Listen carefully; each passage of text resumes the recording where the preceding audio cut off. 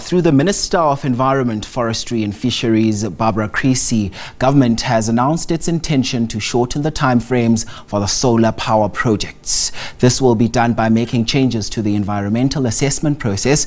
Now, during a stakeholder briefing, Minister Creecy revealed the aim to gazette 2 documents for public comment in August to simplify the rollout. Earlier, I spoke to Minister Barbara Creecy, and to take this discussion further, we welcome Francois Joubert, who's a partner and head of Natural Resources and Regulatory Law at Fasken Attorneys, and he joins us now on Skype. Mr. Joubert, thank you so much for your time indeed. What is your take on what the Minister announced last week? Well, good morning. I'm certainly very excited and very good news for the industry. You know, we are desperately trying to move away from a fossil fuel-based energy framework in South Africa towards a just and equitable transition of less carbon and almost zero carbon at the end. And this type of announcement will certainly expedite critical renewable energy projects as part of South Africa's just transition framework. Again, whilst ensuring that the necessary environmental and socio-economic considerations are also adequately assessed. And basically, these measures will improve the efficiency of the environmental assessment process to develop the solar PV and associated infrastructure framework in South Africa, specifically in low and medium environmental sensitive areas. And the initiatives to be implemented will exempt certain developers from obtaining environmental authorization for certain listed activities in specified areas. So very, very exciting news. Now, Mr. Joubert, I'd like to know from you, to your understanding, what does the environmental authorization process entail? Well, currently, we've got a system, a legislative framework in place where the minister identified certain activities which may not commence prior to obtaining an environmental authorization.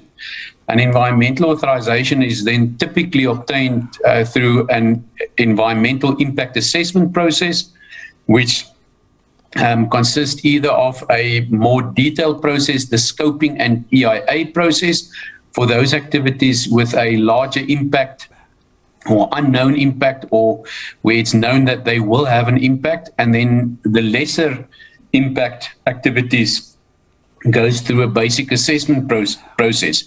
Now, where these two proposed instruments will change the current framework is that the proposed initiatives are an addition actually to interventions that were already proposed since 2014 to streamline environmental impact assessments related to renewable energy projects. And those included the announcement of 5 electricity transmission corridors and gas corridors, as well as the implementation of a generic environmental management program for grid and substation development and expansions. And it all falls within the greater ambit of the presidential prerogative of infrastructure development that is not hampered by red tape and very long processes. So what we will see is there's a standard, the development of a standard for the expansion of power lines and substations in specific geographical areas, which will be implemented, or implemented by way of gazette in August. And based on the compliance with this standard, the development and expansion of power lines and substations will be excluded from the need to obtain an environmental authorization prior to the commencement when developed in areas of low or medium sensitivity. And there will be a screening tool that people can use to see, okay, in these areas, in these corridors, it's there for us to see beforehand. We know we can develop there. We know the impacts. We use the screening tool, and that will ultimately exclude them from having to go through these lengthy other processes. Mr. Joubert, in your opinion, who should be excluded from requiring environmental authorization? as a rule, in principle, I do not think anyone should be excluded from obtaining direct environmental authorization. Environmental authorization is a precursor for a process where the impact of your activity has been determined through specialist studies, through very specific requirements, the way up of alternatives. So I think no one should be excluded from some sort of a environmental impact assessment process. But where you do develop a process where these impacts are predetermined and you have the tools and screening tools to measure it, then of course it will help not to follow the normal, very long and drawn out processes. So no one should be excluded, but if other instruments are in place, then one should get the leverage to not have to go through these long processes. Now, at the moment, how lengthy is the environmental impact assessment process required for these projects? As I said, there's two processes. One is the longer process and one is a shorter process. The shorter process currently is around 147 days. The longer process can take up 300 plus days. And with this new dispensation, we will see a reduction to approximately 60 days from the inception of the project. So it is quite a significant drop in time delays. Now, Mr. Joubert, I want to know how feasible are climate-friendly solutions in as far as renewable energy sources are concerned in South Africa? I think before we come to the feasibility of that, I think it is a must. South Africa has, through the ages, through the decades, been a coal-based energy framework, a very heavy reliance on fossil fuels, and with that comes a myriad of environmental impacts. So I think the feasibility of such has become not a desire, but an absolute necessity. Now, the luck on our part is South Africa is blessed with an abundance of sun and wind. And especially from the Northern Hemisphere perspective, South Africa is a crucial investment hub for renewable energy purposes. So I think both from a natural resources perspective as well as an investment perspective, we are very, very beautifully placed for renewable energy processes. Okay, as you speak of framework, what legal framework exists to, fend off the worst negative effects on the environment while allowing for, a safe extraction of renewable energy? I think the most important thing to remember is that South Africa is not an island in isolation of the rest of the world. We are a signatory to the major multilateral environmental agreements such as the Paris Agreement and the climate change agreements, the biodiversity conventions. All of those we are part and parcel of.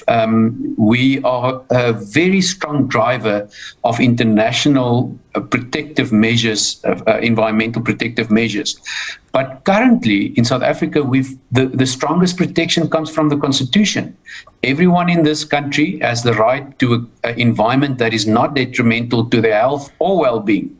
But from that, you get the implementation of that human right, basic human right, and that is through the National Environmental Management Act, the Biodiversity Act, the National Water Act, the Waste Act, the Air Quality Act. We've got a myriad of very strong legislative measures to protect the environment, and they all link to each other. And the basis of 90% of those protective measures are not only looking at environment, or the protection of environment, but it looks to sustainable development. It talks to sustainable development as a integral framework for all of us. In development that is not detrimental to the environment, or where it is detrimental, it can be mitigated. But ultimately, we want to see socioeconomic upliftment, especially in a country where just and equitable transition is crucial for us.